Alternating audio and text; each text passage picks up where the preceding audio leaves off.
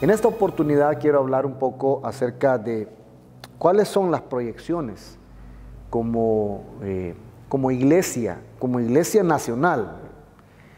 Le digo esto porque recuerdo yo que antes se pensaba, erróneamente por supuesto, pero se pensaba que el asunto este de misiones era algo de exclusiva responsabilidad de las iglesias ricas, entre comillas, ¿verdad? Principalmente se dejaba toda la carga en Centro Evangelístico, en Iglesia Cristiana Josué o en Templo Cristiano, ¿verdad? Y decían, bueno, que Templo Cristiano haga misiones. Entonces, y se desligaban el resto de las iglesias de las Asambleas de Dios en el país, buscaban desligarse de esta responsabilidad central que tenemos todos nosotros como creyentes de cumplir, de hacer cumplir y de involucrarnos en el desarrollo de la gran comisión que nos dejó nuestro Señor Jesucristo. Entendemos ahora, creo yo, tenemos ya una iglesia más madura en la fe, una membresía, un cuerpo pastoral también a nivel nacional que ahora entiende que no se trata de que esto se lo hacen o lo hacemos porque somos ricos. O sea, entendemos, ¿verdad?, que en Cristo Jesús hay riquezas inigualables, pero es una visión de Dios para todo aquel que ha nacido de nuevo. Entonces, si hemos nacido de nuevo, si hemos recibido la llenura del Espíritu Santo, si hemos sido bautizados con su Espíritu Santo, entonces anhelaremos hacer misiones. Entonces, esta era la razón de ser por la cual existe la denominación. Es la razón de ser por la cual existe, de hecho, esta iglesia llamada Templo Cristiano. Quiero partir de lo que dice Mateo, el Evangelio según San Mateo, capítulo 5, versículos del 14, 15 hasta el 16. Miren lo que dice: vosotros sois la luz del mundo. Una ciudad asentada sobre un monte no se puede esconder, ni se enciende una luz y se pone debajo de un almud, sino sobre el candelero, y alumbra a todos los que están en casa. Así alumbre vuestra luz delante de los hombres, para que vean vuestras buenas obras y glorifiquen a vuestro Padre que está en los cielos.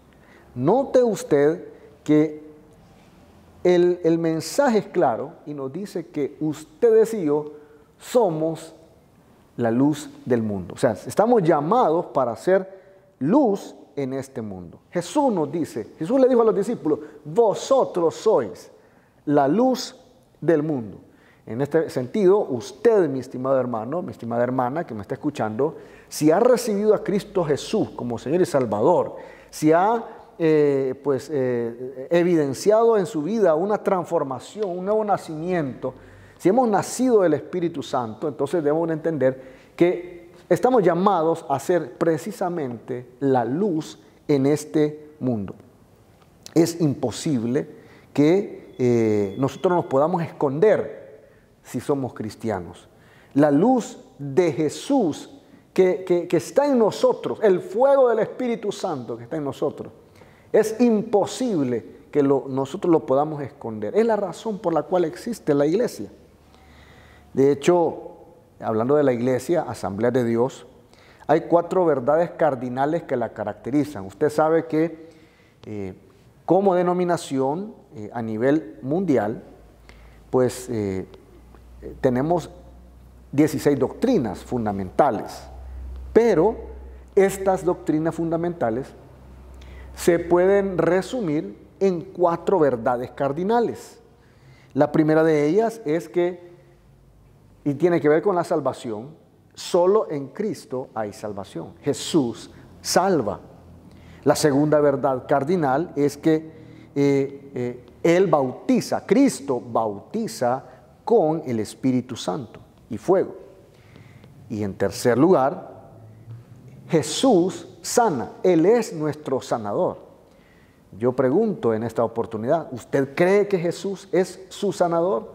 Pues eso es lo que predicamos, es la verdad que proclamamos. Y por último, Jesús viene otra vez. O sea, hablamos de la segunda venida de Cristo. Y estas son las 4 verdades cardinales. Por esa razón, al inicio de las asambleas de Dios en este país, se conocían las asambleas de Dios como una de las iglesias cuadrangulares, decían ellos, ¿verdad? Porque se sustentaban todas sus doctrinas en estas 4 verdades cardinales.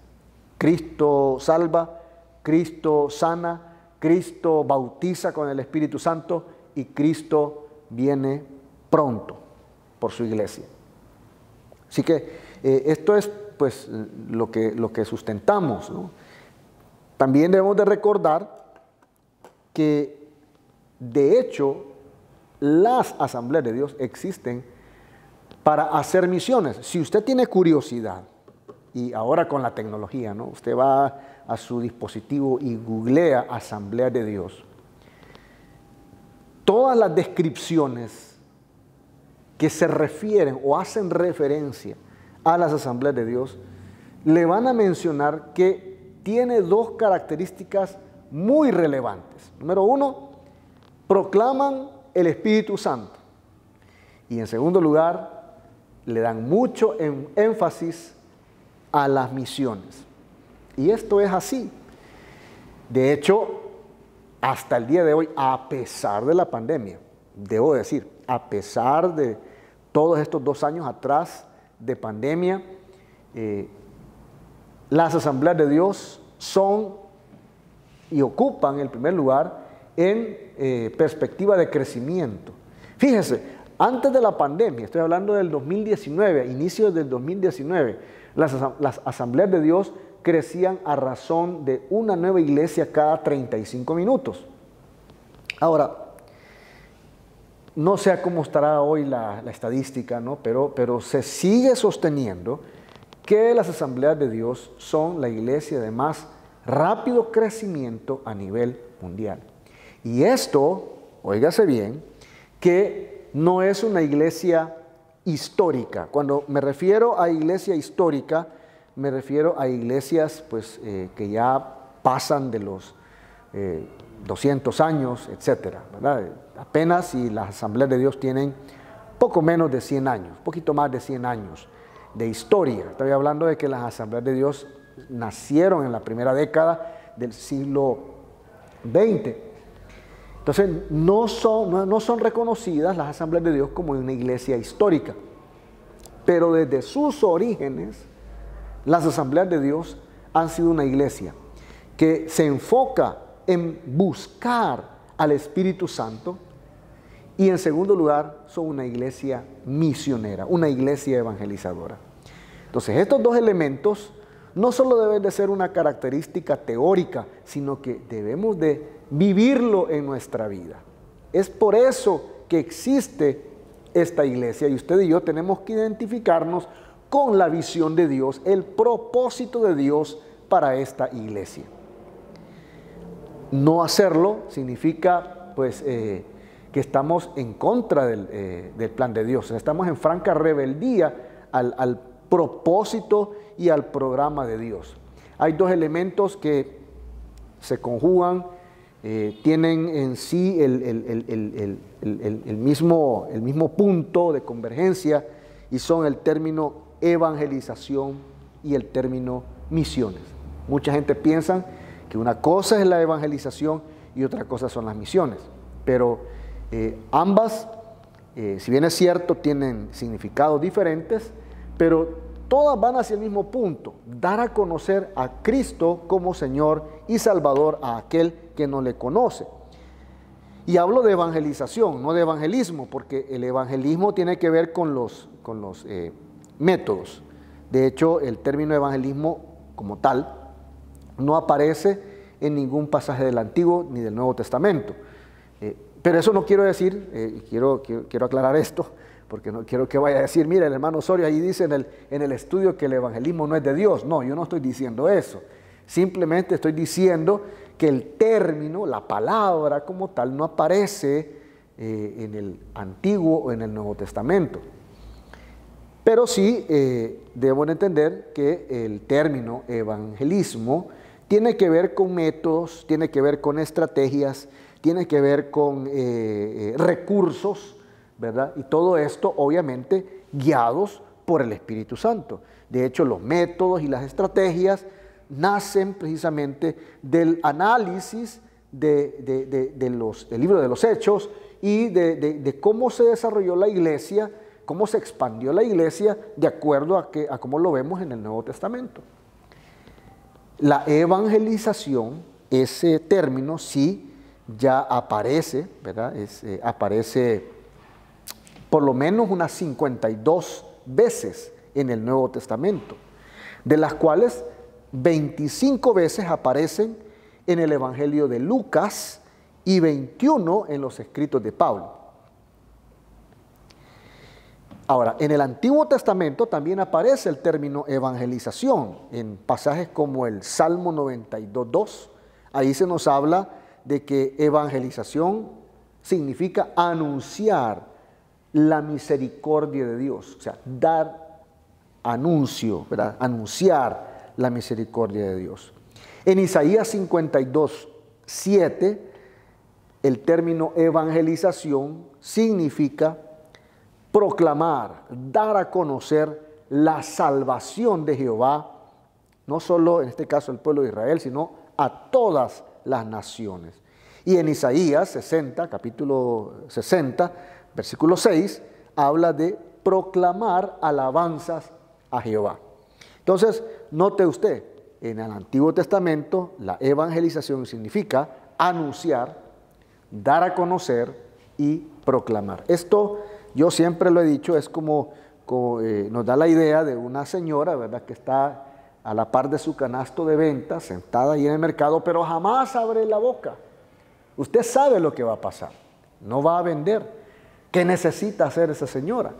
Necesita anunciar, necesita proclamar, ¿ya?, dar a conocer el mensaje. Esto es lo que debemos de hacer como iglesia. Así como aquí en El Salvador hace años se pensaba que esto de las misiones era solo para las iglesias ricas, recuerdo que en África costó que la gente entendiera que el hacer misiones es para nosotros hoy. La gente pensaba que esto era algo que los misioneros, o sea, el plantar nuevas iglesias, el hacer misiones, era algo que era exclusividad de los misioneros. Pero recuerdo que ya como director del Instituto Bíblico en la ciudad de Malabo, nos llegó una donación desde Springfield, nos donaron una biblioteca. Fue algo maravilloso, ¿verdad? Esa donación, nos donaron una biblioteca completa para los estudiantes, literatura en español, para todas las asignaturas y otros libros más que eran como complementarios. Y dentro de ese paquete de libros que nos llegó venía un libro que hablaba sobre la historia de las Asambleas de Dios. Y yo puse a leer a los estudiantes del bíblico justamente ese libro. Y uno de los estudiantes, de forma bien efusiva, muy emocionado, me dice: pastor, mire lo que dice aquí, he descubierto algo. Me dice: he descubierto que uno de los fundadores, o el fundador, el que Dios usó para que el avivamiento en Azusa sucediera, era William Seymour. Me dice: William, yo no sabía, dice el hermano, que William Seymour era negro. Me dice: se puede dar cuenta, me dice, William Seymour, un negro, lo que Dios hizo, ahora por la fe de un negro, ahora tenemos las Asambleas de Dios, que es la iglesia más grande en el mundo, la iglesia que tiene más crecimiento a nivel mundial, una iglesia que Dios está usando Oh, qué maravilloso, decía el hermano. Todo por la fe de un negro. Y me dice este hermano ya para finalizar, ¿se puede imaginar, pastor, lo que Dios puede hacer aquí, en este salón, con 45 negros? Me dice, porque eran 45 alumnos, ¿verdad? Africanos. Y me dice, imagínese lo que Dios hizo con un negro. ¿Qué no puede hacer Dios con 45 negros? Quiero que usted entienda que este joven africano en ese momento había percibido cuál era el propósito por el cual existía la iglesia, para poder dejarse usar por el Espíritu Santo. Ahora, yo no me estoy refiriendo acá, no me estoy dirigiendo a tan solo 45 negros, sino que me estoy dirigiendo con mucho respeto a usted, mi estimado hermano, y a no sé cuántas personas. Sería difícil poder calcular a cuántas personas yo me estoy dirigiendo en este preciso instante. Pero lo que sí debe de tener en cuenta usted es que Dios quiere usarle. Dios quiere tomar su vida para ser de bendición a las naciones. Porque eso es el propósito de Dios. Y las misiones son todas esas acciones que la iglesia hace. Debo de aclarar, la palabra misiones como tal igual no aparece en ningún pasaje de la Biblia. Por la sencilla razón que la palabra misiones viene del latín y la Biblia no se escribió en latín. Pero hay un término en griego que sí, pues es equivalente, ¿verdad? Apóstol, apostoleio, que significa ser enviado. Eso significa la palabra misiones, ser enviado. Entonces, cuando hablamos de misiones, estamos hablando de todas aquellas acciones que la iglesia realiza para dar a conocer el mensaje de salvación, ese mensaje de redención, de liberación de Cristo Jesús en las regiones más remotas de la tierra. Para esto necesitamos un involucramiento, el involucramiento de todos. Como repito, esta es una visión no para unas pocas iglesias, es una visión para todas las iglesias. En este sentido, mis estimados, quiero solicitar de ustedes su ayuda. Quiero pedirles que usted me ayude a orar para que más congregaciones abracen la visión de Dios. En el tiempo en que nuestro pastor general, el pastor Orlando Flores, fue parte de la junta directiva de misiones,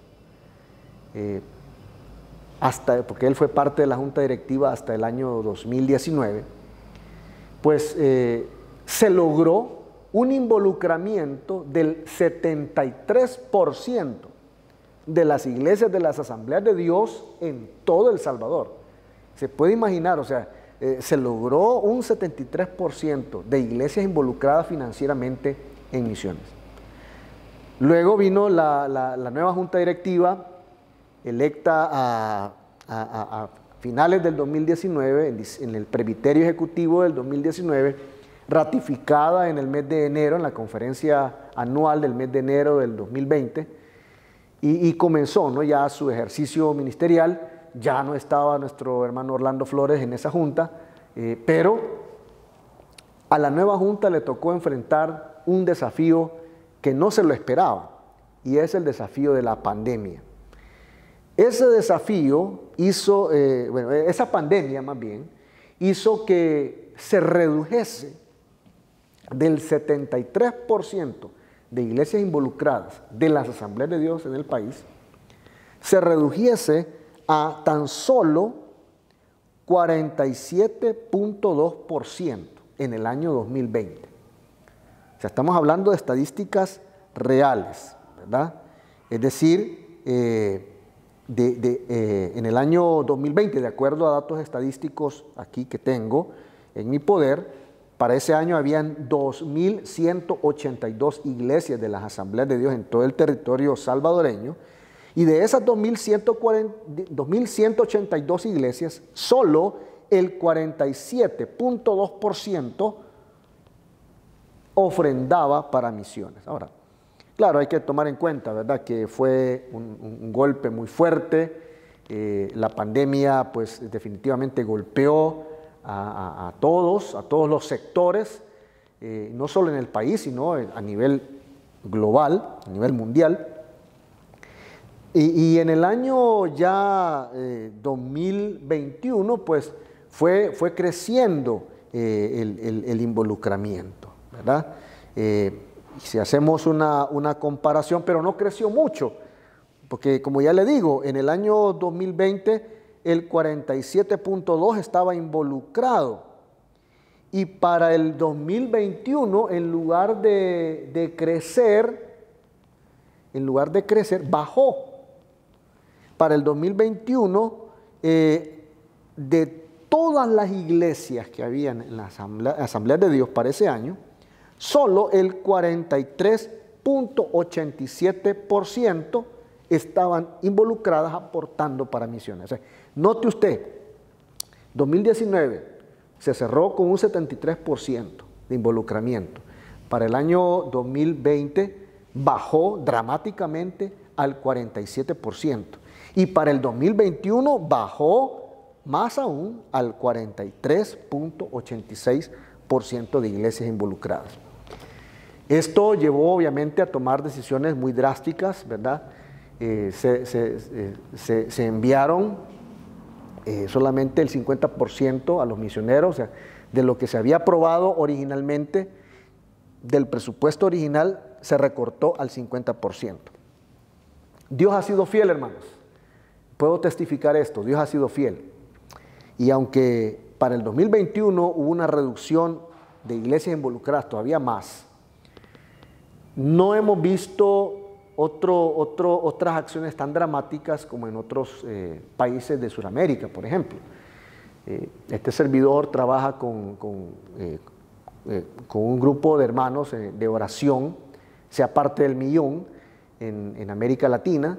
Y yo recuerdo que estábamos en un seminario, estábamos en una pues, sesión de trabajo virtual, y el hermano que está encargado para dirigir este movimiento de oración en el Cono Sur, yo lo miraba en la sesión, pero lo miraba él muy tenso, muy preocupado. Y yo le digo, hermano, ¿quieres que oremos por ti? Porque te noto tenso, te noto preocupado. Y el hermano pues nos contó, ¿verdad?, que se le había reducido su ofrenda que se le enviaba, ya no le iban a dar el 100% de lo que se le habían aprobado, sino solo el 5%. Entonces, no vimos situaciones tan extremas como las de este hermano. Por eso digo, Dios ha sido fiel. Pero ahora, para el 2022, necesitamos pues ir creciendo un poco más, porque ya para este año 2022 sí hemos observado un crecimiento, y doy gloria a Dios por eso, mis estimados. En verdad, yo alabo a Dios por ese crecimiento. De hecho, según los datos que yo tengo, al mes de julio de este año, estoy hablando de datos reales, ¿verdad?, que surgen de la Oficina Nacional de Misiones, a julio de este año, que es el último periodo cerrado, ¿verdad?, con el tema de finanzas, tenemos ahora un 51% de iglesias involucradas financieramente en misiones. Y yo doy gloria a Dios por eso, porque vemos una recuperación. Hemos estado buscando la promoción misionera, hemos animado a los pastores, ¿verdad?, para que Dios les toque su corazón, que volvamos a retomar nuestro esfuerzo por apoyar a todos los misioneros, y Dios ha sido fiel. Como repito, del 73% llegamos a un 43%, y ahora a julio de este año podemos darle gloria a Dios y decir que ahora tenemos un 51%. Pero de verdad, hermano, quiero suplicarle que nos ayude a orar, involúcrese a orar. Yo sé que Usted dentro de poco le van a dar el reto, ¿verdad?, en el templo de tomar ese compromiso por fe, de ese pasaporte misionero.